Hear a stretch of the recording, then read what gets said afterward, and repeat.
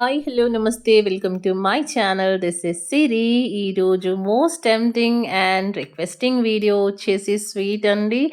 Yes, most of the people guessed చేసేసారనుకుంటా. దీని పేరు కునాఫా. ఎస్, సో ఇది ఎలా చేయాలో ఈరోజు ఈ వీడియోలో చూసేద్దాం. దానికోసం ముందుగా లాంగ్ రేంజ్ సేమియాని తీసుకోవాలి. మార్కెట్లో ఈజీగా అవైలబుల్ ఉందండి. సో మీరు ట్రై చేయండి, పక్కా దొరుకుతుంది.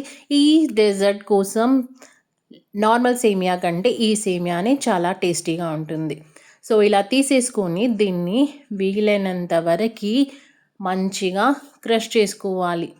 ఎంత సన్నగా చేసుకుంటే అంత మంచిగా ఫ్రై అవుతుంది సేమియా అనేది. సో అది చేసుకొని పక్కన పెట్టుకున్నాక ఒక మిక్సీ జార్ తీసుకొని అందులో 10 నుంచి 12 బాదాం, అలాగే 10 నుంచి 12 కాజు, టేస్ట్ కోసం కొన్ని ఏలాకులు 5 to 6 వేసేసి మంచిగా ఫైన్ పేస్ట్ చేసుకోవాలి.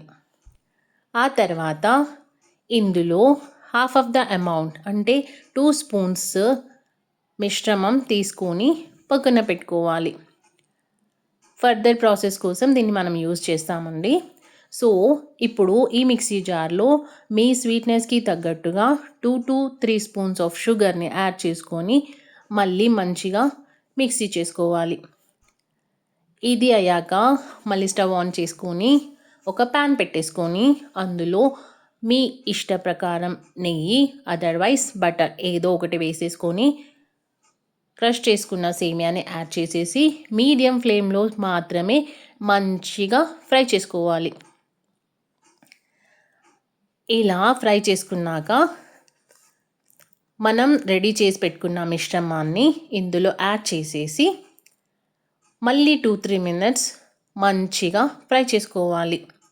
షుగర్ అనేది మనం ఇక్కడ మిక్సీ చేసి వేసుకున్నాం కాబట్టి సేమియాకి మంచిగా పడుతుంది. సో మంచిగా ఫ్రై ఇలా గోల్డెన్ బ్రౌన్ వచ్చాక స్టవ్ ఆఫ్ చేసుకొని పక్కన పెట్టుకోండి. ఆ తర్వాత ఇప్పుడు ఆ మిశ్రమాన్ని ఒక ప్లేట్లోకి సెట్ చేసుకోండి. ఈ సేమియా మిశ్రమాన్ని 2 పార్ట్స్ లాగా డివైడ్ చేయండి. డివైడ్ చేసిన తర్వాత మీరు ఎందులోకైతే ఈ స్వీట్ని ఫిల్ చేయాలనుకుంటున్నారో 2 బౌల్స్ లాగా తీసేసుకొని అందులో half of the amount fry చేసి పెట్టుకున్న సేమియాని ఇలా వీడియోలో చూపించిన విధంగా ఒక్కొక్క బౌల్లో వేసేసుకొని మంచిగా సెట్ చేసుకోండి. ఆ తర్వాత మీరు దీన్ని ఒక బౌల్తో కానీ లేదంటే దేనితోనైనా సరే మంచిగా దాన్ని ఈవెన్గా ప్రెస్ చేసుకోండి. ఆ తర్వాత నెక్స్ట్ ప్రాసెస్లోకి వెళ్ళిపోదాం. 1/2 లీటర్ మిల్క్ తీసుకొని అందులో 1 కప్లో కొన్ని పాలు తీసేసుకొని మిగిలిన పాలని ప్యాన్లో వేసేసుకొని వేడవ్వనివ్వాలి.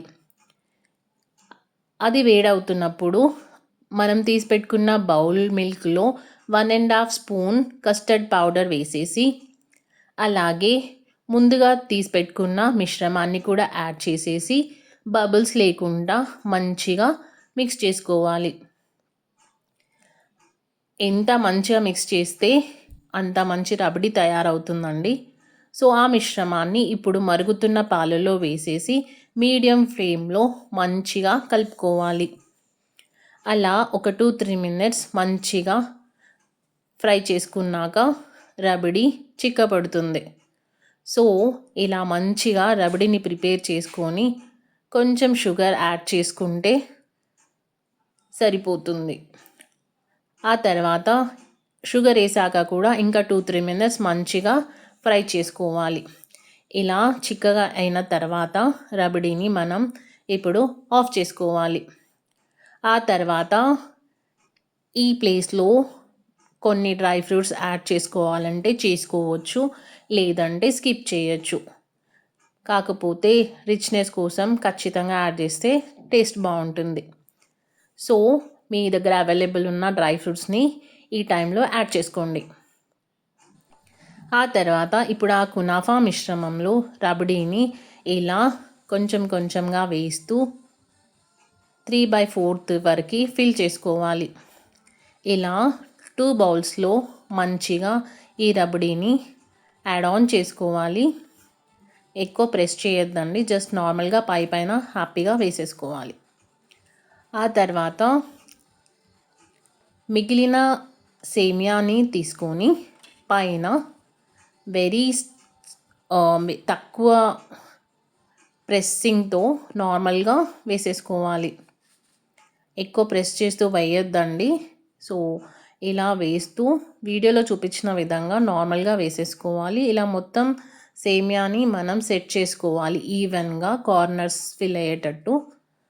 ఆ తర్వాత ఇంకా రిచ్నెస్ కోసం పైన మళ్ళీ మనం కొంచెం డ్రై ఫ్రూట్స్ని యాడ్ చేస్తే టేస్ట్ చాలా బాగుంటుంది. సో ఇలా 2 బౌల్స్లోకి ట్రాన్స్ఫర్ చేసిన దానిపైన డ్రై ఫ్రూట్స్ వేసి రిచ్నెస్ కోసం, టేస్ట్ కోసం మంచిగా యాడ్ ఆన్ చేసుకొని ఒక 1 అవర్ ఫ్రిడ్జ్లో పెట్టాలి. ఆ తర్వాత ఫ్రిడ్జ్లో నుంచి తీసాక చూస్తే ఎంతో yummy tasty kunafa ready to eat అండి. ఐ హోప్ ఈ వీడియో మీకు నచ్చితే లైక్ చేయండి, షేర్ చేయండి, సబ్స్క్రైబ్ చేయండి.